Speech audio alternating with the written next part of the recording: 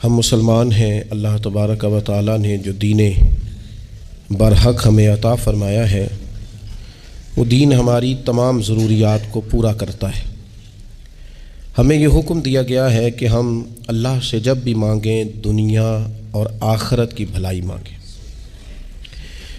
ہمارے ہاں چونکہ ایک بڑا طبقہ ایسا ہوتا ہے الا ماشاء اللہ جس کو دنیاوی ضروریات پوری طرح گھیر لیتی ہیں اور دنیا داری کے مسائل ذہن پر دل پر پوری طرح حاوی ہو جاتے ہیں۔ ہر وقت تصور یہی رہتا ہے کہ کسی طریقے سے میری دنیا داری مضبوط ہو جائے، میری دنیا داری مکمل ہو جائے، میرے روزمرہ کے کام پختہ ہو جائیں۔ اس کا لازمی نتیجہ یہ نکلتا ہے کہ انسان دینی کاموں کو بھی معاذ اللہ دنیا کے لیے کرنا شروع کر دیتا ہے۔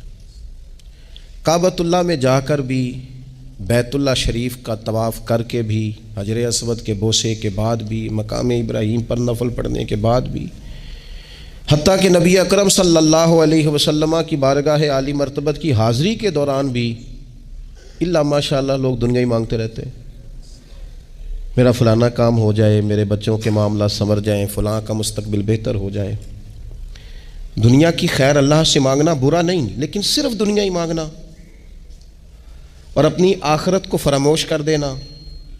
اللہ فرماتے ہیں وَالْآخِرَةُ خَيْرٌ وَأَبْقَىٰ، آخرت تمہارے لیے بہتر بھی ہے اور ہمیشہ باقی رہنے والی بھی ہے۔ قرآن مجید نے سورہ بقرہ کے اندر قریش مکہ کی اس عادت کا ذکر کیا ہے۔ فرمایا جب وہ حج کرتے تو ان کا طریقہ یہ تھا کہ وَمِنَ النَّاسِ مَن يَقُولُ رَبَّنَا آتِنَا فِي الدُّنْيَا، ان میں سے کچھ لوگ یہ کہا کرتے تھے کہ یا اللہ ہمیں دنیا عطا کر دے، ہمیں دنیا دے دے۔ رب فرماتا ہے وَمَا لَهُ فِي الْآخِرَةِ مِنْ خَلَاقٍ، ان لوگوں کا آخرت میں کوئی حصہ نہیں۔ مانگی بھی ہے تو صرف دنیا، حج کر کے بھی دنیا، اللہ کے گھر جا کے بھی دنیا، شیخ کا بیعت ہو کے بھی دنیا، دینی محفل سے مراد بھی یہ، دینی اجتماعات کر کے بھی، دینی مدارس قائم کر کے بھی، خانقاہ کا مسجد کا ماحول بنا کے بھی، اس سے بھی مطالبہ فقط دنیا کا۔ ان کفار کی اس عادت کو ذکر کر کے ہمیں سمجھایا گیا کہ جو فقط دنیا مانگتا ہے اس کا آخرت میں کوئی حصہ، اور فرمایا کچھ لوگ ایسے ہیں وَمِنْهُمْ مَنْ يَقُولُ رَبَّنَا آتِنَا فِي الدُّنْيَا حَسَنَةً، اچھا انہوں نے دنیا بھی مانگی تو صرف دنیا مانگی، حسنہ نہیں مانگی۔ اور یہاں فرمایا کچھ لوگ ایسے ہیں جو رب سے کہتے ہیں یا اللہ ہمیں دنیا میں بھی بھلائی عطا فرما، دنیا بھی دے تو حسنہ دینا، وہ دنیا دینا جو ہمارے دین کو تقویت دے، وہ دنیا دینا جو ہمارے اعمال حسنہ کو مضبوط کرے، دینی معاملات کو تقویت دے، دنیا بھی وہی عطا فرما۔ اور ساتھ کہتے ہیں وَفِي الْآخِرَةِ حَسَنَةً، یا اللہ ہمیں آخرت میں بھی بھلائی ہی عطا فرما، وَقِنَا عَذَابَ النَّارِ، اور ہمیں دوزخ کے عذاب سے بچا، اولئک لہم نصیب مما کسبوا، فرمایا ایسوں کو ان کی کمائی ہی ملے گی، جو انہوں نے کیا ہے وہ خوش نصیبی انہیں ضرور میسر آئے گی، چونکہ دنیا بھی مانگ رہے ہیں، آخرت بھی مانگ رہے ہیں۔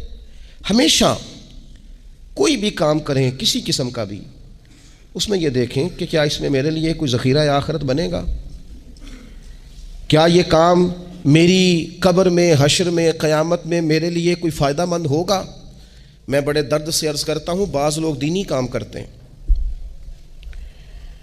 اور ان سے جب سوالات کیے جاتے ہیں تو وہ بعض اوقات تکلیف دہ معاملہ ہو جاتا ہے کہ اس دینی کام کے پیچھے بھی وہ والا خلوص نہیں جو ایک مسلمان کا رب و رسول کے ساتھ ہونا چاہیے، اس دینی کام کے پیچھے بھی کچھ دنیاوی مقاصد موجود ہیں۔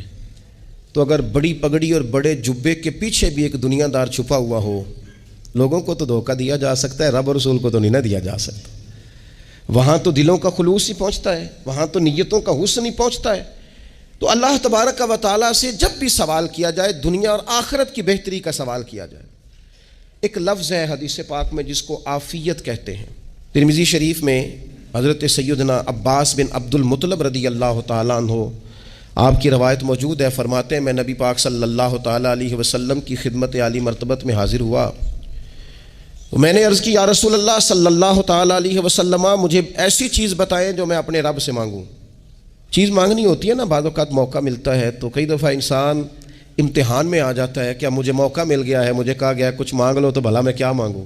حضرت عباس بن عبد المطلب رضی اللہ تعالیٰ عنہ نبی پاک علیہ السلام کے پیارے چچا جان ہیں، عرض گزار ہیں، یا رسول اللہ صلی اللہ علیہ وسلم مجھے بتائیے میں اپنے رب سے مانگوں تو کیا مانگوں؟ تو حضور نے فرمایا رب سے عافیت مانگو۔ کہتے میں کچھ دن رکا، کچھ دنوں کے بعد پھر حاضر بارگاہ ہوا اور عرض کی یا رسول اللہ صلی اللہ تعالیٰ علیہ وسلم مجھے بتائیے میں اپنے مالک سے مانگوں تو کیا مانگوں؟ تو حضور نے پھر فرمایا اللہ سے مانگنا تو عافیت مانگنا۔ بزرگ فرماتے ہیں یہ عافیت کیا ہے؟ عافیت یہ ہے کہ یا اللہ ظاہری پریشانیاں، باطنی پریشانیاں، اے اللہ ظاہر کے میل کچیل بھی دور ہو جائیں، باطن کے بھی دور ہو جائیں، اے اللہ ہر معاملے میں، ہر آزمائش میں، ہر دکھ میں ہمیں تیری پناہ نصیب ہو جائے، یہ عافیت ہے۔ اور صوفیہ کرام فرماتے ہیں عافیت سے بڑی نعمت کوئی نہیں اگر کسی کو میسر آئے تو، عافیت سے بڑا حسن کوئی نہیں اگر کسی شخص کو یہ نصیب ہو جائے۔ اور ایک اللہ والے نے تو ایک اور بڑا خوبصورت ترجمہ یہاں کیا ہے، وہ کہتے ہیں عافیت کا مطلب ہے دل کا قرار، عافیت کا مطلب ہے باطن کا سکون، عافیت کا مطلب ہے انسان کے مزاج کا حوصلہ، ٹھنڈک، بردباری۔ اس بندے کو عافیت نصیب ہو جاتی ہے گویا اللہ اسے سکون کی دولت عطا فرما دیتا ہے، تھوڑے پیسوں میں بھی سکون، بغیر شہرت کے بھی سکون، کوئی بات مان لے تب بھی سکون، کوئی دھتکار دے پھر بھی سکون، لوگوں کی گڈ بک میں ہو پھر بھی سکون، اور اگر لوگ سارے مخالفت میں آ جائیں تو چونکہ اللہ نے عافیت دی ہے پھر بھی سکون۔ اللہ تعالیٰ نے ان لوگوں کو قرار کی دولت، اللہ سے عافیت مانگی جائے، اس میں دنیا کی بھی بھلائی شامل ہے، آخرت کی بھی بھلائی شامل ہے۔ نبی اکرم صلی اللہ تعالیٰ علیہ وسلم توجہ دلاتے کہ اللہ سے تم عافیت مانگو، ہمارا نہ جی، کیونکہ سب سے بڑا مسئلہ روحانی تربیت کا ہے۔ ہمارے ہاں باتیں ڈھیر سارے لوگوں کو آتی ہیں اور بہت زیادہ آتی ہیں، منصوبہ بندی کرنا، پلاننگ کرنا، اپنے معاملات کو خود سے کیسے لے کے چلنا ہے، کیسے ٹھیک کرنا ہے، اپنے حق میں دنیا کو کس طرح قائل کرنا ہے، یہ ڈھیر سارے لوگوں کو آتا ہے، اور اپنے حق میں دلائل کس طرح قائم کرنے ہیں، اس میں بہت سارے لوگ خود کفیل ہوتے ہیں، انہیں کسی سے مشاورت کی بھی ضرورت نہیں ہوتی۔ لیکن اللہ کی بارگاہ سے اپنا رشتہ کیسے جوڑنا ہے، مالک سے کرم کا سوالی کس طرح کر کے ہونا ہے، اللہ سے عافیت کا سوال کیسے کرنا ہے، یہ چونکہ روحانی تربیت میں ہمارا مزاج نہیں ہوتا لہذا ہم اس طرف جاتے نہیں، ہم وہ اپنی مرضی کی چیزیں، یعنی وظیفہ پوچھ کے گئے ہیں ایک صاحب، کچھ عرصے کے بعد آئے ہیں تو آ کے کہتے ہیں مولانا صاحب، پیر صاحب یا قاری صاحب یا فلاں صاحب، کسی سے بھی پوچھ کے گئے جس کو نیک آدمی جانا، پھر لوٹ کر آ کے کہتے ہیں کہ آپ نے وظیفہ بتایا تھا پر کام کوئی نہیں ہوا۔ تو میں تو صاف کہتا ہوں اور کھلے دل سے کہتا ہوں کہ بھائی وظیفہ آپ کو بتایا تھا کہ اللہ کی رحمت متوجہ ہوگی، خدا کی رحمت کو آواز دینے کے لیے وظیفہ دیا تھا، کوئی بھی وظیفہ رب کو مجبور تو نہیں نہ کر سکتا معاذ اللہ۔ اور وظائف کس لیے پڑھے جاتے ہیں کہ جلدی سے معاملات ٹھیک ہو جائیں، میرے حق میں چیزیں بہتر ہو جائیں، تو اللہ کی رضا کے لیے پڑھے جاتے ہیں۔ تو وظائف کو، عبادات کو، نوافل کو، تلاوت کو، درود پاک کو تو رضا الہی کا ذریعہ بنانا چاہیے، لیکن ہم چونکہ ایک پورا الجھاؤ رکھتے ہیں اپنی دنیا داری کے معاملات سیدھے کرنے، ایک پورا خیر رکھتے ہیں، وہ لوگ ملتے رہتے ہیں مختلف بزرگوں کی نسبت کے تعلق سے، تو بعض جگہوں پہ بعض لوگ بڑے تیز ہوتے ہیں، یعنی ان سے آپ کی ملاقات ہوتی ہے تو بندے کو محسوس ہوتا ہے کہ یار اسے تو پہلے ہی ساری باتوں کا پتہ ہے، اور کئی دفعہ ان سے ملنے کے بعد احساس ہوتا ہے کہ یار اس سے تو تھوڑا سیکھ ہی لیتے تو بہتر تھا، یہ تو بات بڑی آگے نکل گئی، سارا پتہ ہوتا ہے، باشعور ہوتے ہیں، لیکن ڈر آتا ہے اللہ سے۔ اتنا باشعور آدمی، سمجھدار، پنچایت، پریا، لوگ، دین، دنیا سارا پتہ ہے، نماز کا ٹائم آ گیا تو وہ چھپتا پھرتا ہے، اس کی طبیعت پر بوجھ بن رہا ہے معاذ اللہ اللہ کے حضور حاضر ہونا، اسے خیر کا کام کرنا پڑ رہا ہے تو وہ ادھر ادھر نکلتا جا رہا ہے۔ تو سوال یہ ہے کہ پھر یہ شعور کا کیا مطلب رکھا ہوا ہے ہم نے؟ پھر اللہ سے دعا کرنے کی ضرورت نہیں۔ وہ حضرت عارف رومی رحمۃ اللہ تعالیٰ علیہ فرمایا کرتے تھے بعض لوگوں کو رب سارا کچھ دیتا ہے، سجدے کی توفیق نہیں دیتا۔ اس کا مطلب یہ ہے کہ وہ کہتا ہے یہ سارا کچھ لے اور نکل جا، میرے گھر نہ آنا، رکھ سارا کچھ پاس۔ رب سے عافیت مانگی جائے، اس سے اس کا فضل مانگا جائے، اس سے اس کا کرم مانگا جائے۔ اللہ کے پیارے رسول صلی اللہ تعالیٰ علیہ وآلہ وسلم اس عافیت مانگنے پر زور دیتے، توجہ دیتے۔ میں آپ کو صحیح بتاتا ہوں، رب نے اگر کسی بندے کو عافیت میں رکھا ہو نا تو حالات کیسے بھی برے چل رہے ہوں اس کا بگاڑ کچھ نہیں سکتے. اور اللہ تعالیٰ معاف کرے 100 دفعہ خاکم بدہن اگر کسی وقت اس کے کرم کی نگاہ پھر جائے تو پھر سارے اسباب سمیت بھی انسان اپنے پیروں پہ کھڑا نہیں رہ سکتا. اس سے جب تک طلب کرم نہیں ہوتا، طلب عافیت نہیں ہوتی، اس کی بارگاہ سے جب تک بندہ مومن پورا رجوع نہیں کرتا، یہ عافیت اتنی اعلیٰ چیز ہے کہ نبی پاک علیہ السلام نے فرمایا اذان اور اقامت کے درمیان جو وقت ہوتا ہے اس میں دعائیں رد نہیں ہوتی. دعا مانگا کرو گے تمہاری اللہ اپنے فضل سے قبول کر لے گا. عرض کی یا رسول اللہ کیا مانگے؟ تو فرمایا عافیت مانگو رب سے. حضرت انس بن مالک حدیث کے راوی ہیں رضی اللہ تعالیٰ عنہ، یہاں بھی فرمایا یہ عین قبولیت کا ٹائم ہے، اب اللہ سے عافیت مانگ لو، اس کی پناہ. ہم دعاؤں میں بھی محدود ہو جاتے ہیں. رب دا طالب کوئی نہ ملیا، جو ملیا طالب زردہ ہو. دعاؤں میں بھی حد بندی. بعض اوقات بچے بھی تربیت کرتے ہیں نا. ایک مولانا ہے، ان کا خیال ہے کہ انہوں نے مجھ سے کچھ پڑھا ہے تو کبھی کبھی استاد جی کہہ دیتے ہیں، بہت پرانی بات ہے، انہوں نے مجھے فون کیا کہ اگر آپ کبھی تشریف لائیں، تو میں نے کہا پتر دعا مانگ اللہ کو چھوٹی جی گڈی دے وے. تو اس بچے نے میری بڑی تربیت کی، کہنے لگا استاد جی اللہ کو لو منگنی ہے تو وڈی ساری منگو. آپ نے محدود کیوں کیا کہ بھئی یہ چھوٹی سی اللہ گاڑی کیوں اللہ چھوٹی دے؟ رب دے تو بڑی دے، اور رحمت سے دے، اللہ سے مانگنی ہے نا جی. ہم تربیت نہیں لیتے. میں نے اس کا شکریہ ادا کیا، میں نے کہا بیٹے تو نے بڑی سونی بات کی، اللہ تجھے اس کا اجر عطا کرے، اللہ تجھے برکات عطا کرے. اگر آپ نے سیکھنا ہے تو پھر آپ سیکھ لیں گے، اور اگر نہیں سیکھنا تو پھر یہی کہنا ہے ساری عمر لانگی بندہ کو نہیں ملیا، چونکہ مزاج نہیں ہے نا سیکھنے کا، اس لیے پھر ملا ہی کوئی نہیں. پھر ساری زندگی کو میسر ہی نہیں آیا، کسی نے نصیحت ہی نہیں کی، کوئی آنکھوں کو بھایا ہی نہیں. خود ہی بڑے سیانے تھے، خود ہی بہت بڑے تھے، اپنا قد ہی بڑا اونچا تھا، سب ٹھگنے چھوٹے اور کمزور اور بوڑے نظر آئے. عزیز بھائی، جب عافیت، ایک بزرگ تھے ہر وقت اللہ سے عافیت مانگتے تھے، ہر وقت اللہ سے عافیت مانگتے تھے، ہر وقت عافیت مانگتے تھے. لوگوں نے پوچھا، لوگ ان کو صالح جانتے تھے، نیک سمجھتے تھے، کہ حضور آپ اور کوئی دعا مانگتے نہیں، عافیت ہی مانگتے ہیں. فرمانے لگے میں مانگا کرتا تھا شروع میں، بعد میں خیال آیا ہے اور بھی دعائیں مانگا کرتا تھا، یہ احساس بعد میں نصیب ہوا. فرماتے میں مزدوری کرتا تھا، مال برداری کرتا تھا، ایک جگہ پہ ڈیوٹی کر رہا تھا تو تھک گیا، اور وہ جو کام لینے والے لوگ تھے ان کا رویہ بھی بڑا ترش تھا، تکلیف ہوئی. تو میں نے اپنے مالک کی بارگاہ میں عرض کی، مالک اگر 2 روٹی بغیر مجھے مشقت کے مل جائے دن میں تو تیری بارگاہ تو بڑی کریم ہے. کہتے ہیں میں نے یہ دعا مانگ لی. ذرا میں تھوڑا آگے بڑھا تو 2 بندے آپس میں لڑ رہے تھے، میں ان کی صلح کرانے کے لیے، انہیں بچانے کے لیے آگے بڑھا، تو میں جس کو چھڑا رہا تھا دوسرے نے میرے اوپر ضرب لگا دی، میرا بھی سر پھٹ گیا. تھوڑی دیر کے بعد وہاں پولیس آ گئی، وہ تینوں کو لڑنے والا سمجھ کے اٹھا کے لے گئے، مجھے جیل ہو گئی. 2 روٹیاں بغیر مشقت کے روز ملنی شروع ہو گئی. دعا مانگی تھی نا کہ یا اللہ 2 روٹیاں مل جائے نا بغیر مشقت کے. کہتے ہیں وہ 2 روٹیاں روز ملتی، کوئی کام نہیں کرنا پڑتا تھا، پر جیل ہو گئی. فرماتے ہیں میں بڑا پریشان تھا، روز روٹیاں پابندی سے آتی اور بہترین آتی، کھانا ملتا. پھر کچھ عرصے کے بعد میں نے سوچا کہ یار یہ دعا تو قبول ہو گئی نا تیری، اب تو اگر اس پر کوئی الگ بات کرے گا تو وہ تو غلط کرے گا. کہتے ہیں پھر خود ہی میرے دل میں اللہ نے بات ڈالی اور میں نے عرض کی مالک 2 روٹیاں نہیں، مجھے تو عافیت چاہیے، مجھے تو عافیت دے، میرے اوپر تو کرم فرما، تو نظر رحمت کر، جے ایک قطرہ بخشے مینوں،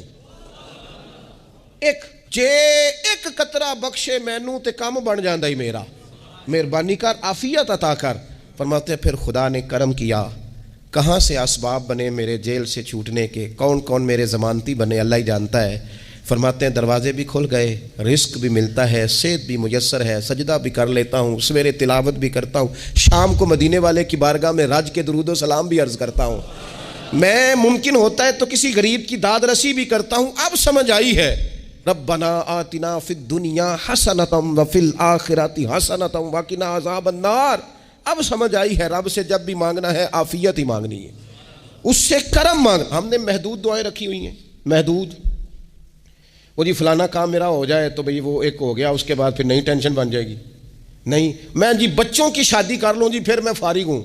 آپ شادی کر کے دیکھیں لگ پتہ جائے گا کیسے فارغ ہوتے ہیں. آپ یہاں رکتے کیوں ہیں؟ آپ خدا سے عافیت کیوں نہیں طلب کرتے؟ اس کی بارگاہ سے وہ کیوں نہیں مانگتے کہ جو ایک قطرہ ملے تو دنیا اور آخرت کے سارے کام ہو جائے؟ اس سے اس کی رحمت کا سوال کرے، اس سے اس کے کرم کا سوال کرے۔ اللہ کی بارگاہ میں بھی حاضر ہونا اور جچی تلی اور جناب ناپ تول کر اور محدود چیزوں کا سوال کرنا، مالک سے مانگیں، اور وہ جب دیتا ہے تو دیتا بھی بے حساب ہی ہے۔ وہ جب عطا کرتا ہے تو کرم کے دروازے کھول کے عطا کرتا ہے، ورنہ تو ایک الجھن سے انسان نکلتا ہے دوسری میں الجھ جاتا ہے، ایک گتھی کو سلجھاتا ہے۔ پھر اقبال رو پڑے تھے، کہنے لگے میں عقل کی گتھیاں سلجھا چکا ہوں، یا رب مجھے صاحب جنوں کر دے۔ اللہ یہ بڑا میں نے ہیر پھیر دیکھ لیا، مجھے دیوانہ بنا، اب مجھے جنون ہو، اب میں کسی کے لیے رویا کروں، اب میں کسی کی یاد میں تڑپا کروں، اب میں رات کسی کے لیے میری آنکھیں بیدار رہیں۔ یہ بڑی ہو گئی دنیا داری، عقل کی گتھی حالانکہ نہیں سلجھتی، اور اقبال کہتے ہیں عقل کی گتھیاں سلجھا چکا ہوں، یا رب مجھے صاحب جنوں کر دے۔ اور پھر کہنے لگے بجھی عشق کی آگ اندھیر ہے، اب یہ مسلمان نہیں، یہ خاک کا ڈھیر ہے، تو مٹی بن کے رہ گیا۔ کیا کہاں اپنی ساری توجہات کا قبلہ کس چیز کو میرے عزیزو؟ اللہ سے عافیت۔ نبی پاک علیہ الصلوۃ والسلام نے ایک شخص سے پوچھا کیا دعا مانگ رہے ہو؟ تو اس نے کہا یا رسول اللہ میں اللہ کی بارگاہ میں صبر کا سوال کر رہا ہوں۔ تو حضور فرمانے لگے صبر تو مصیبت پر ہوتا ہے۔ یا رسول اللہ پھر کیا مانگو؟ آپ ان جملوں اور لفظوں کی گہرائی کو سمجھیں، صبر کے لیے تو پہلے مصیبت آئے گی پھر صبر آئے گا۔ تو یا رسول اللہ کیا مانگوں؟ فرمایا تو رب سے عافیت مانگ۔ مانا کیا ہے؟ مصیبت آئے کیوں؟ اللہ تجھے اپنی حفاظت کے حصار میں لے لے، وہ وقت ہی کیوں آئے کہ جب تیری طبیعت الجھ جائے، جب تو پریشان ہو جائے، جب تو تو اللہ سے عافیت مانگنا۔ جب تو عافیت مانگے گا تو اگر کبھی مشکل آئے گی بھی نا، تو خدا پھر اپنے فضل سے مشکل سے نکلنے میں رستہ بھی بڑی جلدی عطا فرمائے گا اور تیرے اوپر فضل فرمائے گا۔ اگر عافیت، یہ جو ہم نبی پاک کی امت ہے نا، تو یہ ہمارے گرد اللہ کے فضل اور اس کی رحمت کا حصار ہے، یہ حصار ہے ہمارے گرد۔ وہ درویش نے کہا تھا نا کہ کروں شکر کتنا اور کروں فخر کتنا کہ تیرے کرم نے مجھے فائز المرام کیا، دیکھو بنا کے سید عالم کا امتی مجھ کو گناہ سے پہلے ہی بخشش کا انتظام کیا۔ ابھی میں نے غلطی کی نہیں، لیکن مجھے حضور کا غلام بنا دیا، بخشش کا بندوبست پہلے ہو گیا۔ اپنے مالک سے بیمار بھی اس سے عافیت مانگیں، مقروض بھی اس سے عافیت مانگیں، بے اولاد بھی اس سے عافیت ہی مانگیں، صاحب اولاد بھی اس سے عافیت ہی مانگیں، جو دولت کے حصول کے رزق حلال کے خواہش مند ہیں وہ بھی اس سے عافیت مانگیں، اور جن کی جھولی اس نے بھر دی ہے وہ بھی اپنے رب سے عافیت ہی مانگیں۔ مالک سے جب سوال کرے، ایک بزرگ تھے انہوں نے تو اپنی انگوٹھی میں لکھوا لیا تھا کہ یا اللہ مجھے عافیت عطا فرما، مگر جب بھی دیکھتا ہوں یاد آ جاتا ہے کہ اللہ سے عافیت مانگنی۔ اپنے مالک کی بارگاہ کے اندر دیکھو، میں نے دیکھا ہے وہ کسی نے کہا تھا کہ تیری خواہش ہے کہ وہ تیری آرزو کرے پوری، اور میری خواہش ہے کہ تیری آرزو بدل جائے۔ کچھ لوگ ایسی خواہشات بھی لے کے آتے ہیں کہ جو پوری نہ ہو تو بہتر ہوتا ہے، اس لیے آپ کو پتہ ہے موت مانگنا جائز نہیں دین میں۔ مصائب سے گھبرا کر، مشکلات سے گھبرا کر، زندگی کے مد و جزر سے پریشان ہو کر موت کا سوال کرنا جائز نہیں۔ کس طرح جائز ہے؟ ان لفظوں کے ساتھ دعا کر سکتا ہے کہ یا اللہ جب تک میری زندگی بہتر ہے مجھے زندہ رکھ، اور جب میرا دنیا سے جانا بہتر ہے پھر تو مجھے اپنی بارگاہ میں بلا لے۔ یہ بھی کیا ہے؟ یہ بھی عافیت کا سوال ہی ہے کہ یا اللہ رکھ بھی تب تک جب تک رہنا بہتر ہے۔ نبی پاک نے بھی ارذل العمر ہونے سے پناہ مانگی۔ ہمارا یہ مزاج بن گیا ہے کہ ہم اپنے حق میں ایسی چیزوں کا سوال کر رہے ہوتے ہیں جو کئی دفعہ ہمیں مل جائیں تو ہمارا نقصان کریں۔ قرآن حکیم ایک جگہ پہ اللہ کریم نے فرمایا ہے کہ اگر سب لوگوں کو مال دے دوں تو بغاوت کریں، فساد ہو جائے۔ کیا مانا؟ کہ اپنا نقصان کر بیٹھے لوگ۔ ہم اپنے مالک کی بارگاہ میں بعض ایسی چیزوں کے سوالی ہیں کہ جو ہمارے لیے ٹھیک نہیں ہے، ہمیں اس کے کرم پر چھوڑنا ہے، اس سے عافیت مانگنی۔ اور بعض لوگ، کیونکہ میں کہہ چکا ہوں شروع میں کہ ہماری دینی روحانی تربیت نہیں ہوتی، اور ہم کہیں سے باقاعدہ اسباق لینے کے قائل ہی نہیں ہوتے، پوری تربیت کا ہمارا مزاج نہیں ہوتا، اپنی عقل اور اپنا شعور اور اپنے حساب سے ہم زندگی کو بتانا چاہتے ہیں۔ اور یہ جو میرا دور ہے یہ ویسے ہی الجھا ہوا زمانہ ہے، اللہ ماشاء اللہ، پتہ نہیں کوئی کیا بول رہا ہے، کوئی کیا کہہ رہا ہے، ایسے ہے جیسے کوئی میلہ لگا ہوا ہے اور کان پڑی آواز سنائی نہیں دے رہی۔ جس کی دکان پر کوئی گاہک نہیں وہ بھی کہہ رہا ہے لائنیں بنا لو۔ ایسا الجھا ماحول ہے اور ایسی آزمائش ہے کہ لوگ بیچارے پریشان ہیں۔ دیکھیں جب تربیت کے ساتھ انسان آگے بڑھتا ہے نا، ہمارے پاس مقتدا ہے اللہ رسول کا کلام، ہمارا پیشوا ہے رب رسول کا فرمان، جب ہم کتاب و سنت کی روشنی میں آگے بڑھتے ہیں تو پھر ہمارے لیے منزل آسان بھی ہوتی ہے اور قریب بھی ہوتی ہے، پھر ہمارے لیے آگے کی طرف سفر کرنا، آگے بڑھ جانا یہ آسان ہوتا ہے۔ آپ غور کریں، جو لوگ دنیا میں کامیاب رہے، بھلا کس طرح کامیاب رہے؟ وہ اس طرح کامیاب رہے کہ انہوں نے نا اپنے رب سے عافیت مانگی، اللہ تعالیٰ نے خود بخود ان کے لیے رستے بنائے۔ آپ تاریخ پڑھیں گے بعض لوگوں کی تو لگ نہیں رہا تھا کہ وہ اتنی کامیابی حاصل کریں گے۔ دیکھ لیں آپ، حضرت غوث اعظم جیلانی رضی اللہ تعالیٰ عنہ بغداد شریف تشریف لاتے ہیں تو ان کی کیفیت یہ ہے کہ پتے کھا کے گزارا کرنا پڑتا ہے، یعنی پیچھے کوئی ایسا بیک گراؤنڈ کسی کا بنایا ہوا ادارہ، کوئی بڑی خانقاہ، کوئی بڑے لمبے چوڑے والد صاحب کے مریدین، کوئی بڑا لمبا سلسلہ نہیں مل رہا۔ ان کو بظاہر پتے کھا کے گزارا کرنا پڑتا ہے، لیکن چونکہ وہ نکلے ہیں اللہ کی مدد کے ساتھ، انہیں اللہ نے تائید دی ہے، فضل فرمایا ہے، تو نتیجہ یہ نکلا ہے کہ 70 ہزار بندہ ایک ایک وقت میں تربیت لینے کے لیے ان کے سامنے موجود ہے۔ یہ اللہ نے اسباب بنائے ہیں، کیونکہ جب رب عافیت عطا کرتا ہے تو پھر اللہ اسباب بھی پیدا فرماتا ہے۔ ہمارا ذہن تو تھک جاتا ہے سیاست کرتے کرتے، ہم تو جناب پوری ترتیب سے ہمیں سلیقہ آتا ہے کس طرح کر کے کس بندے کو کیسے قائل کرنا ہے، پورے طور پر ہم وہ ساری زندگی سیاست کرتے رہتے ہیں، وہ خاندانوں میں بھی چلتی ہے، گلی محلے میں بھی چلتی ہے، دوستوں میں بھی چلتی ہے، اور بعد میں پتہ چلتا ہے کہ یہ پتے کھیل کون رہا تھا، اصل میں صلح کرانے والا تھا کہ لڑائی کرانے والا تھا، یہ سب کا خیر خواہ تھا، یا سب کی ذہن کے اندر فطور کی آمیزش ہی اس شخص کی وجہ سے تھی۔ ہم چونکہ وہ خاص عافیت اللہ سے نہیں مانگتے، ہماری مخصوص سیاست ہوتی ہے سبھی کو راضی رکھو، اس کا نتیجہ یہ نکلتا ہے کہ ایک ٹائم آتا ہے کوئی بھی راضی نہیں رہتا۔ ہم اگر اپنے مالک کی طرف رجحان کریں اور اللہ نے جو ہمیں شعور دیا ہے اس شعور کو لے کر اللہ کی بارگاہ کی طرف بڑھیں، آپ یقین کریں اعلیٰ حضرت بریلوی رحمۃ اللہ علیہ کی کتابیں ہیں، ایک ایک کتاب پر پی ایچ ڈی ہو رہی ہے، اور انہوں نے 150 سال پہلے بیٹھ کر جو کچھ لکھا تھا بعین ہی لفظ بلفظ اس کی ضرورت آج محسوس ہو رہی ہے اور آنے والے وقت میں بڑھ رہی ہے، لیکن ان کے پاس کوئی ٹیم نہیں تھی، 50 لوگ نہیں تھے جو ان کے پاس بیٹھ کے لکھواتے، اپنا پریس نہیں تھا، ایسے لوگ نہیں تھے کہ جن کو پتہ ہوتا کہ کتاب ہم کل چھاپیں گے اور اتنے فیصد یہ مارکیٹ میں نکل بھی جائے گی، ایسا کچھ نہیں تھا۔ کیا تھا؟ اللہ کی مدد ساتھ تھی، تائید ایزوی ساتھ تھی، اللہ نے اپنی عافیت میں رکھا تھا۔ وہ قرآن مجید کی آیت کا ترجمہ کرتے ہیں نا اعلیٰ حضرت اہدنا الصراط المستقیم، یا اللہ ہمیں سیدھی راہ پہ چلا۔ بہت سارے مفسرین نے کہا اے اللہ ہمیں سیدھا راستہ دکھا، فرماتے ہیں اے اللہ ہمیں سیدھی راہ پر چلا۔ تو کسی نے کہا حضور یہ چلا اور دکھا میں کیا فرق ہے؟ فرمانے لگے دکھانے کا مطلب یہ ہوتا ہے کہ کسی نے پوچھا میں نے گجرانوالہ جانا ہے، تو دکھانا یہ ہے کہ اسے کہا یہاں سے باہر نکلو، روڈ پہ چڑھ جاؤ، سیدھے جاؤ گے، ایک پول آئے گا اسے کراس کرنا، نیچے اترنا، وہاں سے شہر شروع ہو جائے گا۔ پھر اس نے اگر کوئی اندرونی جگہ شہر کی پوچھ لی تو اس کو کہا کہ رائٹ ہو جانا، پھر لیفٹ ہو جانا، پھر آگے کسی سے مزید۔ یہ ہے راستہ دکھانا، اور ایک ہے چلانا۔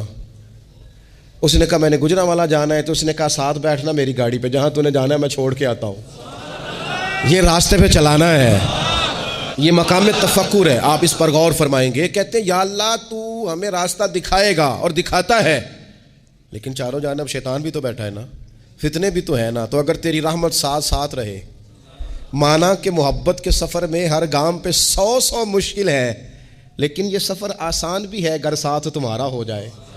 اگر تو ساتھ چلے تو پھر یہ سفر مشکل ہے۔ وہ ہارون رشید نا اپنے محل کی چھت پہ ٹہل رہا تھا، سب سے اوپر والے چوارے پر، نیچے سے حضرت بہلول دانا گزر رہے تھے، اوپر اس کے ساتھ سپاہی بھی تھے، گن مین بھی تھے۔ اس نے کہا یہ بابا تو ذرا اوپر اٹھاؤ۔ انہوں نے ایک ڈولی، ایک ٹوکری سمجھ لیں، اس کو رسیاں باندھ کے نیچے پھینکا۔ نیچے جو سپاہی تھے ان کو کہا کہ یہ بابا جی کو پکڑ کے اس میں بٹھاؤ۔ انہوں نے جبرن تھاما بابا جی کو، اس میں ڈالا، اوپر والوں نے کھینچ لیا۔ 2-3 منٹ لگے، ہارون رشید کے سامنے حضرت بہلول دانا پہنچ گئے تو تھوڑے ناراض بھی ہوئے کہ یہ کوئی طریقہ تو نہیں نا بلانے کا۔ ملاقات ہوئی تو کہا کیوں بلایا؟ کہنے لگا ایک مسئلہ پوچھنا تھا۔ فرمانے لگے بادشاہ ہے نا، تیرے مسئلے پوچھنے کا بھی اپنا ہی انداز ہے، پوچھ مسئلہ۔ کہنے لگا بابا پوچھنا تھا کہ آپ اللہ تک کیسے پہنچے؟ حضرت بہلول دانا چپ کر گئے۔ 2-4 منٹ کے بعد کہنے لگے جس طرح ابھی زمین سے تیرے تک نہیں پہنچا، بالکل اسی طرح ہی پہنچ گیا ہو رب کریم کی بارگاہ تک۔ اور وہ بھی جو اس نے کرم فرمایا ہے، ورنہ میں تو نہیں سمجھتا کہ میں پہنچ گیا، وہ بھی اگر تیری خوش گمانی ہے۔ ہارون رشید کہنے لگا مجھے سمجھ نہیں آئی، فرمانے لگے تو بادشاہ جو ہے اتنی جلدی کیسے سمجھ میں آئے گی تجھے بات؟ فرمانے لگے اگر میں تجھ سے ملنا چاہتا نا تو میں ایک درخواست لکھتا، پھر کسی وزیر سے سفارشی سائن کراتا، پھر وہ جمع کراتا، پھر مجھے ٹائم ملتا کہ فلاں دن فلاں تاریخ فلاں ٹائم آ جانا، پھر آ کے میں لائن میں لگتا، پھر بھی تو بادشاہ ہے، تیرا موڈ بنتا ملنے کا کہ نہ بنتا۔ جب میں چاہتا تو پتہ نہیں کتنا ٹائم لگ جاتا، جب تو نے چاہا ہے نا تو 1 منٹ بھی نہیں لگا۔ فرمانے لگے میں نے دعویٰ ہی نہیں کیا کہ میں جد و جہد کر کے پہنچوں گا، میں نے تو رب کی بارگاہ میں عاجزی کی ہے، پھر رب نے ہی کرم فرمایا ہے، اسی نے مہربانی کی ہے۔ مانا کہ محبت کے سفر میں ہر گام پہ 100 مشکل ہے، لیکن یہ سفر آسان بھی ہے اگر ساتھ تمہارا ہو جائے۔ اس کے کرم کا ساتھ رہا ہے، اس سے عافیت مانگی ہے، اپنے آپ کو اس کے سپرد کیا ہے تو اس نے کرم کر دیا ہے۔ جب تک یہ مزاج نہیں ہم بناتے کہ مالک سے عافیت کا سوال کریں، اپنے آپ کو اپنے رب کے حوالے کر دیں، اس کی رحمتوں کے سپرد کر دیں، اتنی دیر تک زندگی میں ٹھہراؤ نہیں آتا، قرار نہیں آتا۔ مشکات میں موجود ہے، اللہ کے پیارے رسول صلی اللہ تعالیٰ علیہ وسلم تیمارداری کے لیے گئے تو صحابہ کرام فرماتے ہیں وہ بندہ نا اتنا پتلا نحیف اور لاغر ہو گیا تھا جس طرح چڑیا کا بچہ ہوتا ہے، کمزوری ضعف طاری تھا۔ تو محبوب کریم نے اسے دیکھا تو بڑے کریمانہ انداز میں کریم فرمانے لگے تو کوئی دعا نہیں مانگتا، تو عافیت نہیں مانگتا اللہ سے؟ عرض کی یا رسول اللہ صلی اللہ تعالیٰ علیہ وسلم، میں نے اپنے رب کی بارگاہ میں عرض کی ہے مالک قیامت کا عذاب بڑا سخت ہے، میں نہیں برداشت کر سکتا، تو نے اگر مجھے کوئی سزا دینی ہے تو یہیں دے لے، قیامت کو نہ دینا۔